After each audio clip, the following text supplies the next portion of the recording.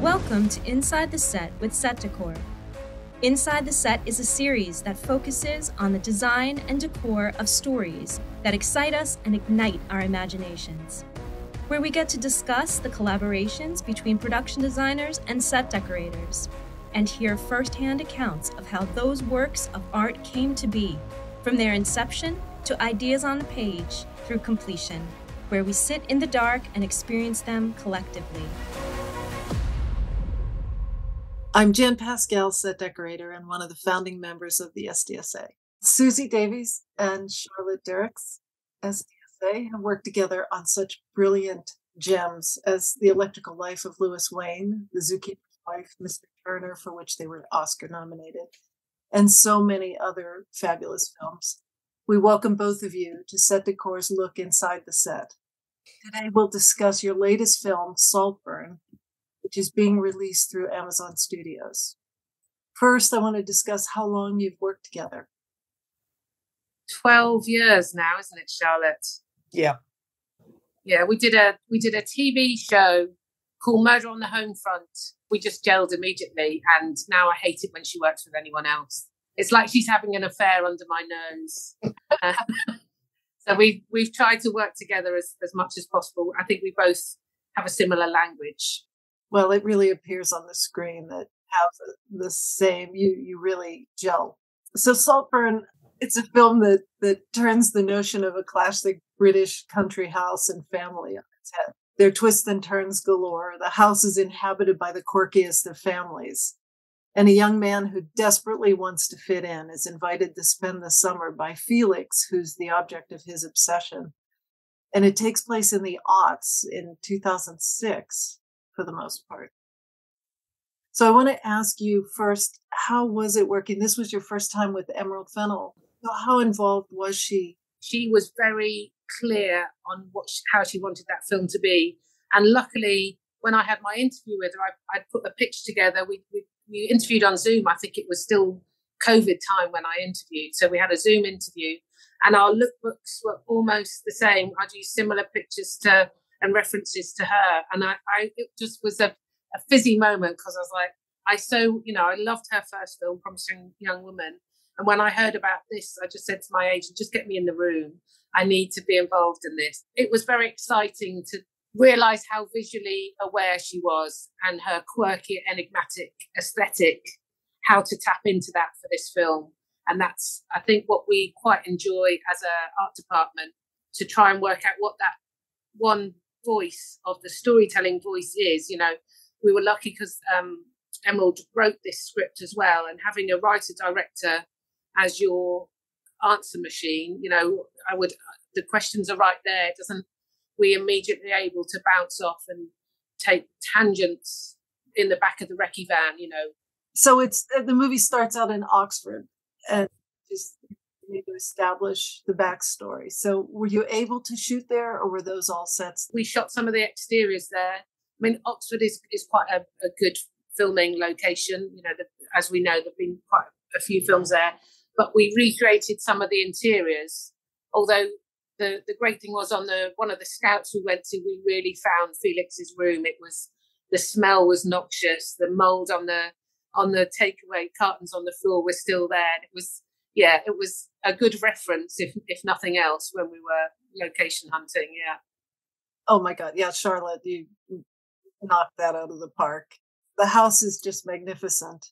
I read that Emerald wanted to find a house that hadn't been seen on before. When I read the script and saw how much took place in the house, I thought that I filmed in most of the country houses in the UK, and they're sort of getting well known, I think, visually now. Your Downton Abbeys and Bridgerton. I think all designers and art department want to find somewhere new. I prepared myself for a month's worth of scouting, but we found it on day one. I think we looked at one other property, went to this one, and it was game over. I had an Oliver moment driving up to it, and it's a very long drive. It's hidden in the country. You can't see it from any roads. We're in the recce van. I look out the window and this is crazy. I mean, it looked like it was sunbathing, languishing with a cigarette in one hand and one arm, and a martini in the other, just saying, come and play, come and play. It was a glorious moment to find that. And it just started the creative balls rolling, and we couldn't wait to get in it. And then to have a property that was owned by a family that have lived there since 1066. So there was a layer of ancestry and historic, traditional British family, wealthy familyness in there that we were able to use and abuse and layer over with our own, specific detailed dressing, and paint rooms, pull rooms apart, build bathrooms, create mazes. That was the only thing they didn't have. So everything else that had going didn't have a maze. So we built the maze. So it was great, because usually in those sort of national trust and heritage properties, you can't touch anything. It feels like a family lives there. It feels like you could put your cigarette out in a Lalique ashtray and it'd be overflowing. That there is a dog accident on the carpet in the pink room. It needs to feel sort of louche and flamboyant, and it's getting the balance between gorgeous beauty and sinister ugliness, and just playing with that all the way through. Charlotte, were you able to use any of their furniture, or did you bring everything? Absolutely. I mean, when you're gifted a place like that with a family that's lived there for over 1,000 years, and then they were very open to, like, Suzie's idea of painting all that woodwork with that extraordinary, like, Rothschild kind of red gloss paint. And then in this room, we brought a full poster. I took it to a car spray, got it sprayed turquoise, and we kind of rolled with their kind of feel. And actually, there was a big long set of wardrobes in there, and we took them out. And we had like tapestries made, and just so that I could stick like kind of skateboard posters up it and everything. And actually, the location manager came storming into the art department saying, "Who thought it was a good idea to pin into those tapestries?" And I was like, whoa, no, Harriet, they're ours, so even the location manager got fooled by the end. But yeah, I mean, it's always a balancing act of, I mean, that room, we had great fun. We made the drapes, we upholstered all the furniture. Suzie and I go like to Ardingly or Kempton or abroad just to really get those select pieces. And then, we got some, we upholstered and then just lived in. So it felt like Felix was in there. It's a character, the house. Yeah, totally, Charlotte. It really is. I can't believe they allowed you to paint all the walls. And nor could we let Suzie paint all that extraordinary moulding that's been up well over 200 years. And we recreated that bathroom. That's a bedroom where that bathroom is, because we wanted the composite nature of those rooms to work in a certain way. Yeah, you wanted that enfilade, the sort of Ingmar Bergman through each room. Yeah, and then so that's a bedroom that we then turned into this pivotal bathroom, and we had to be very wary of the weight loading, so although that needed to feel like a big heavy cast iron bath and heavy tiled floor, they're all the tricks, lightweight bath, lightweight floor. But it was a treat to be able to manipulate that. It really was incredible. I mean, that bathroom, I had to think about, how did they get that bathtub in there? The one thing that really struck me was there are so many times that we're looking through, the way Linus was shooting it, we're looking through either drapery or the proscenium for the party. All the textures that you gave us to really become him, like this one, you're looking through the doorway and the party decorations, was just so brilliant. I think we were very keen with Emerald to make this a slightly overwhelming. So when you look at the images, it's overwhelming. You can almost feel the texture. But we also spoke not only about the look, the two-dimensional look of it, but we spoke about the taste, the smell. The food had to be a certain style. So it was about getting layers of detail, so that when you're watching, it's overwhelming, but you want to jump in and you sort of want to eat it. You want to, roll around in all the colours and the feelings and everything that's going on. You just want to go on that ride, take whatever pill they've taken and join in. off you go. Yeah, it's quite visceral and sticky, everything.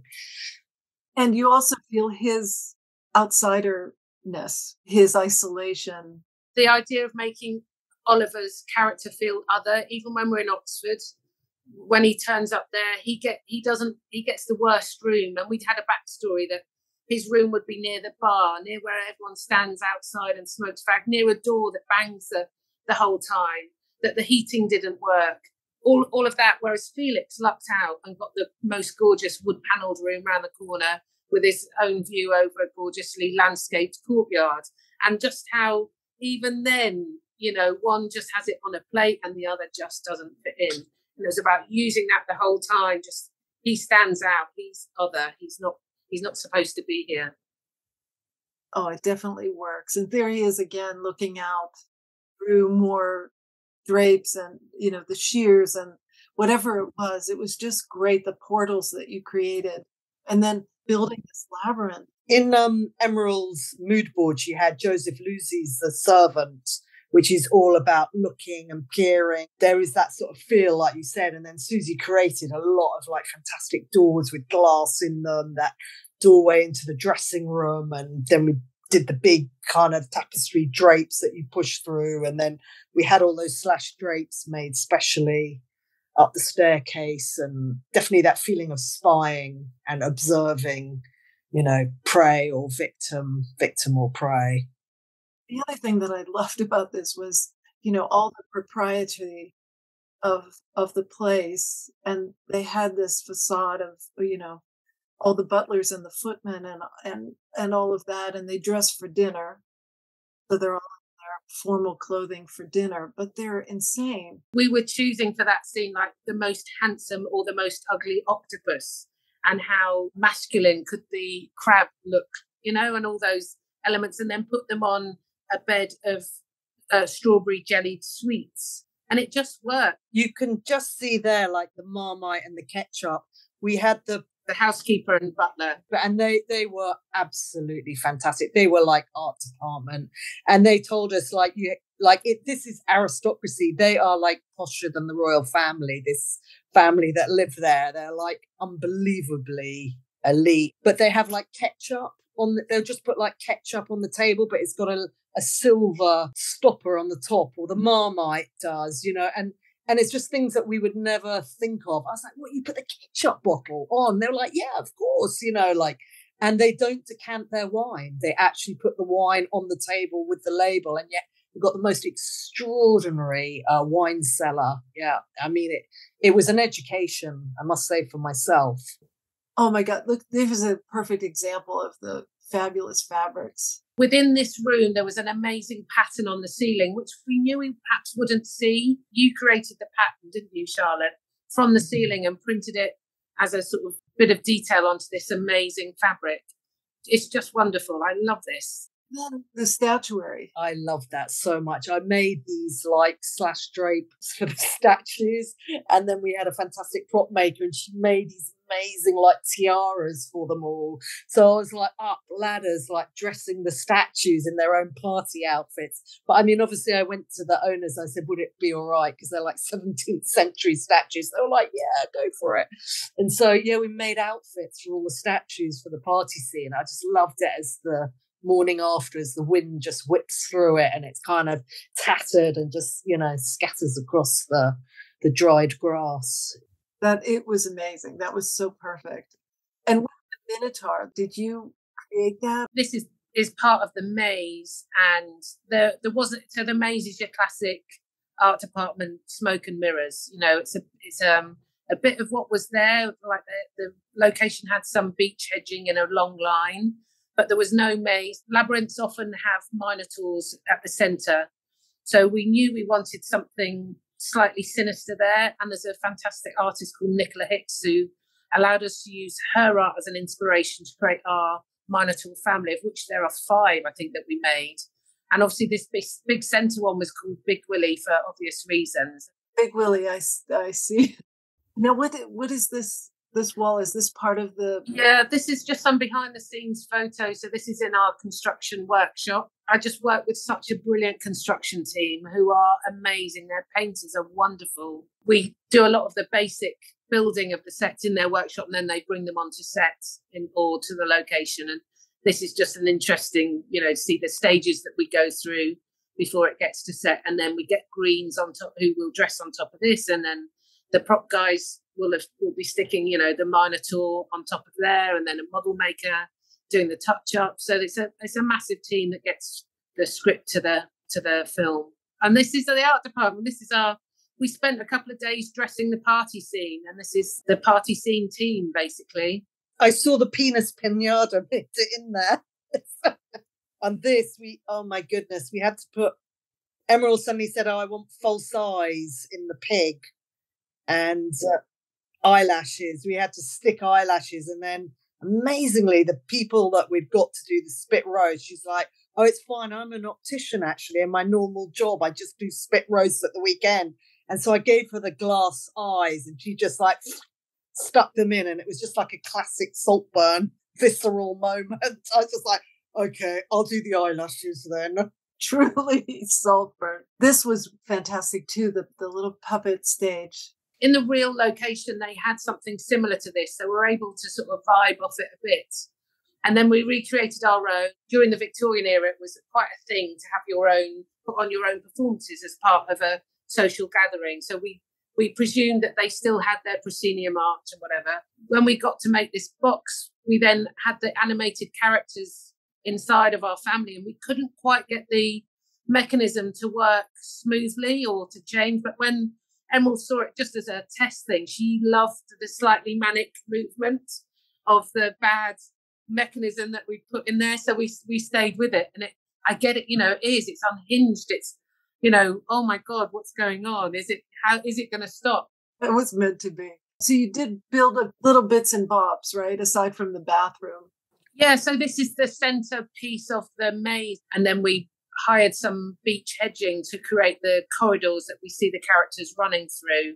But when you come into the center, you would never, you think you're in the center of the maze. Yeah, the bathroom cabinets, because again, we knew we were going to smash them. And then because we were building the whole of that room, we love the idea of that never-ending reflection and who's who and who's real. So the two boys have their own basins to work from, and it's all the reflections were great to play with. That worked so well. And again, that's the beauty as well of building that and working in that bathroom set, is how Linus lit it. Oliver is leaning over the bathroom, and you see the muscles in his back.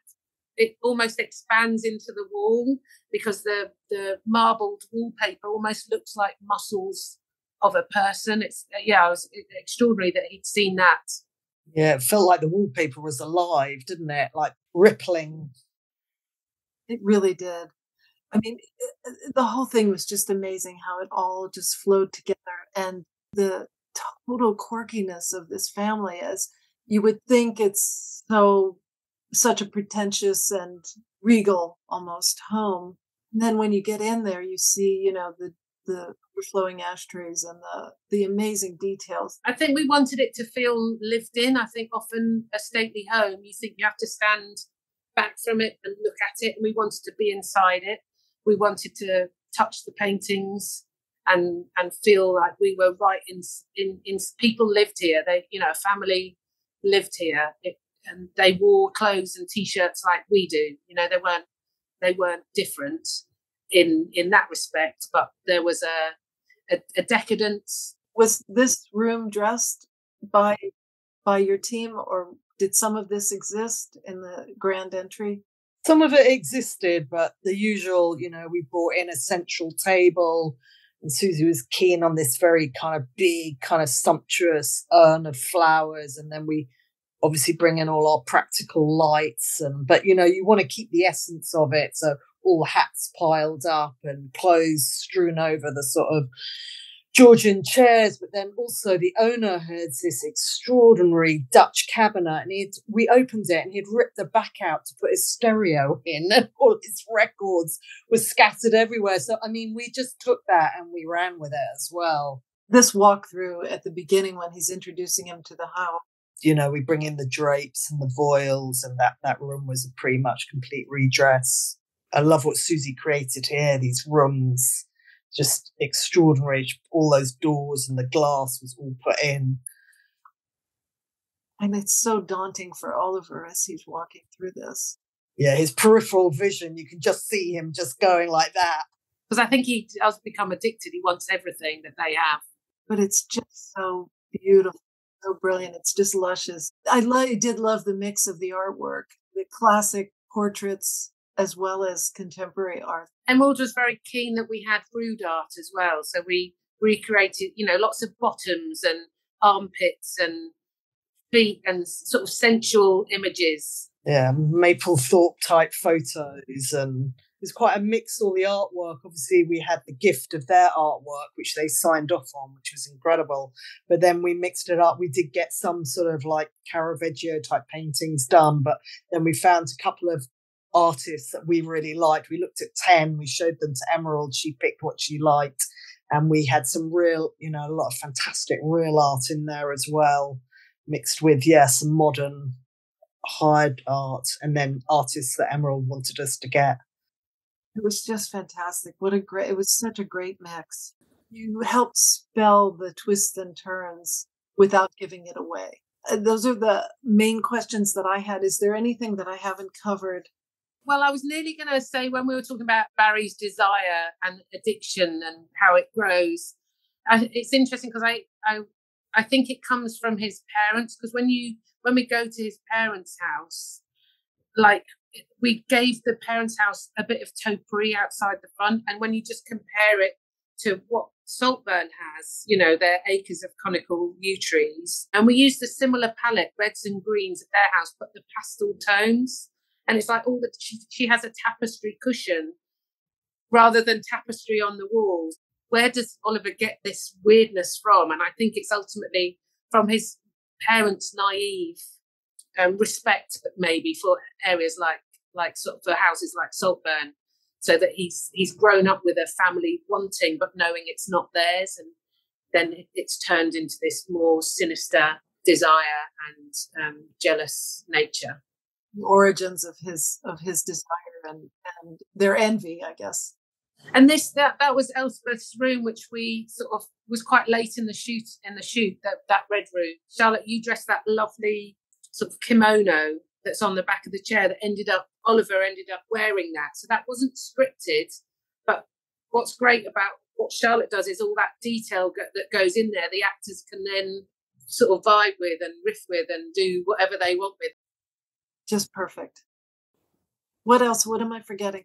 What do we forget? This is one of my favorites, actually. This is so perfect. And I think we had some drug taking paraphernalia there as well, on top of a christening photo sort of thing. Really, really bad taste. Yeah, bad behaviour, bad taste. And the logo, the family crest, and it's all so symbolic.